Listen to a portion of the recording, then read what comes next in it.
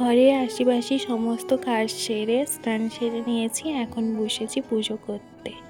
এই যে পুজো করতে বসে এই ঘরেরই একটা জায়গা আমার খুবই ভালো লাগে, আর মনটা খুবই শান্ত হয়ে যায়।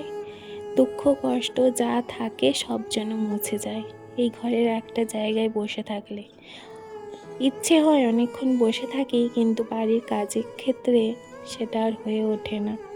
তবুও ওই যতটা সময় পাই বসে থাকি। যাই হোক, ওদিকে আমার পুজো দেওয়া কমপ্লিট হয়ে গেছে। এদিকে এসেছি বিছানাটাকে ভালো করে গুছিয়ে নিতে। সোনা অতক্ষণ ঘুমিয়েছিল, ওর খাবারটা রেডি হয়ে গেছে। এখন বাজে প্রায় 1:30, ওকে খাইয়ে নেব। ওদিকে এবার খেলা করছে, ওকে খাইয়ে দিয়েছি। এবার যাব আমি আমার রান্নাঘরের কাজে। আজকে কতটা রান্নাঘরের কাজ নিজে করব জানি না, কারণ মা আসার কথা আছে। মাকে ফোন করে জিজ্ঞাসা করব আসবে কি না। মা আসলেই তো আমি রান্না থেকে ছুটি নিয়ে নিই। মার কিন্তু কোনো দিন ছুটি থাকে না। সেখানে গেলেও মা রান্না করে, এখানে আসলেও মা রান্না করে।